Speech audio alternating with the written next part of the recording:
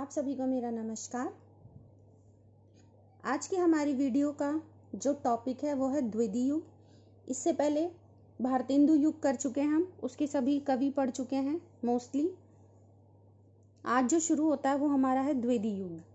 ठीक है, डॉक्टर नगेंद्र ने इसको जागरण सुधार काल कहा था। ये 1900 से लेके 1920 तक चला था। इसकी जो मेन आधार कहा जाता है द्विवेदी युग का वो थी सरस्वती पत्रिका, जो जनवरी 1900 में शुरू हुई थी। इसका प्रकाशन जो किया था वो इंडियन प्रेस प्रयाग द्वारा किया गया था। उस समय 32 पृष्ठ की होती थी और 4 आने इसकी कीमत होती थी। इसका पहले प्रकाशन झांसी से हुआ था, फिर कानपुर से। 1900 से लेके 1902 तक इसके जो संपादक थे, जो प्रधान संपादक थे वो चिंतामणि घोष थे, और अन्य में थे जैसे श्याम सुंदर दास, राधा कृष्ण दास, जगन्नाथ दास, कार्तिक प्रसाद खत्री, किशोरी लाल गोस्वामी आदि। 1903 से लेकर 1920 तक जो इसके संपादक रहे थे वो थे महावीर प्रसाद द्विवेदी। अंतिम अंक जो इसका प्रकाशित हुआ था जून 1980 में, संपादक थे निशिथ राय। ठीक है, तकरीबन 80 साल ये चली थी, लेकिन अब इसका फिर से पुनः प्रकाशन हो रहा है 30 साल बाद। जो 17 अक्टूबर 2020 को इसका हिंदुस्तानी एकेडमी, जो कि प्रयागराज में है, वहाँ यूपी के विधानसभा अध्यक्ष श्री हृदय नारायण दीक्षित के द्वारा इस पत्रिका का लोकार्पण हुआ था। संपादक हैं देवेंद्र शुक्ल और सह संपादक अनुपम परिहार। कहा जाता है कि जो सरस्वती पत्रिका का शुभारंभ था वो भारतेंदु युग की समाप्ति माना जाता है। ठीक है, इस द्विवेदी युग में जो हमारे सबसे फर्स्ट प्रधान जो हमारे कवि, लेखक, इतिहासकार होते हैं इम्पोर्टेंट, वो है महावीर प्रसाद द्विवेदी जी। ठीक है, 1903 से 1920 तक ये सरस्वती के संपादक रहे थे इलाहाबाद में। इन्होंने नायिका भेद वर्णन का विरोध किया। भाषा और व्याकरण संबंधी निबंध सबसे ज्यादा द्विवेदी युग में लिखे गए थे। काशी नागरी प्रचारणी सभा ने इन्हें आचार्य की उपाधि दी थी, और शुक्ल जी ने इनके विषय में ऐसा कहा था कि द्विवेदी जी के निबंधों को पढ़कर ऐसा जान पड़ता है कि निबंध बहुत मोटी अकल वाले पाठकों के लिए लिखे गए हैं।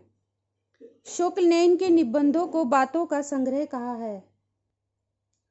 इनकी जो रचनाएं हैं वो जैसे उपन्यास हैं, संपत्ति शास्त्र, हिंदी महाभारत, बेकन विचार रत्नावली का, काव्य मंजूषा, कान्य कुब्ज, सुमन, अबला विलाप, निबंध हैं ये इनके सारे। अनुदित इन्होंने ये किए हैं कुमार संभव, कविता कलाप, गंगा लहरी, ऋतु तरंगिणी।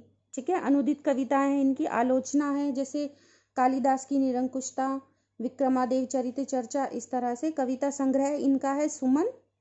और जो बेकन विचार रत्नावली है वो अंग्रेजी लेखक बेकन के निबंधों का अनुवाद है। और संपत्ति शास्त्र भारत के आर्थिक राजनीतिक यथार्थ का इसमें अभूतपूर्व चित्रण हुआ है। तो ये इंफॉर्मेशन थी महावीर प्रसाद द्विवेदी जी के बारे में। इस श्रृंखला में जो हमारे नेक्स्ट आते हैं वो हैं श्रीधर पाठक। इन्होंने प्रकृति चित्रण उत्तम कोटि का किया है। 5वें हिंदी साहित्य सम्मेलन के सभापति थे। कवि भूषण की उपाधि इन्हें यही मिली थी। इन्होंने बाल विधवा से संबंधित कविताएं बहुत लिखी हैं। इनकी कविताएं हैं जैसे जगत सच्चाई सार, कश्मीर सुषमा, जॉर्ज वंदना, ये सब अनुदित हैं। गोल्ड उपन्यास इनके गोल्ड स्मिथ का, जैसे कि हरमिट का इन्होंने एकांतवासी योग से किया खड़ी बोली में, डेजर्ट विलेज का उज्जड़ ग्राम के नाम से, और ट्रैवलर का श्रांत प्रतीक के नाम से। ठीक है, और कश्मीर सुषमा जो है प्रकृति की कल्पना नारी के रूप में की गई है। इसमें ब्रज भाषा में है ये। इनकी जो कश्मीर सुषमा है वो प्रकृति की कल्पना नारी के रूप में की है इन्होंने, इसमें ब्रज भाषा में है ये। सांध्य अटन प्रकृति के विनाशकारी रूप को चित्रित किया है इन्होंने इसमें। नेक्स्ट है इनकी जगत सच्चाई सार, प्रकृति के विविध रूपों में एक ही तत्व की व्यापकता के इन्होंने दर्शन किए हैं। तो ये थे हमारे महावीर प्रसाद द्विवेदी जी और श्रीधर पाठक। इसमें नेक्स्ट है अयोध्या सिंह उपाध्याय। कवि थे, आलोचक थे और इतिहासकार, सभी कुछ थे ये। 2 बार हिंदी साहित्य सम्मेलन के सभापति रहे। यहीं पर इन्हें उपाधि मिली थी कवि सम्राट और विद्या वाचस्पति की।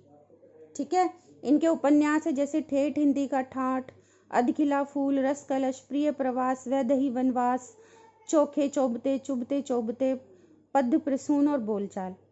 प्रिय प्रवास इन्होंने 1909 से लेकर 13 तक के बीच में लिखा और 14 में ये प्रकाशित हुआ था। खड़ी बोली का प्रथम महाकाव्य कहा जाता है।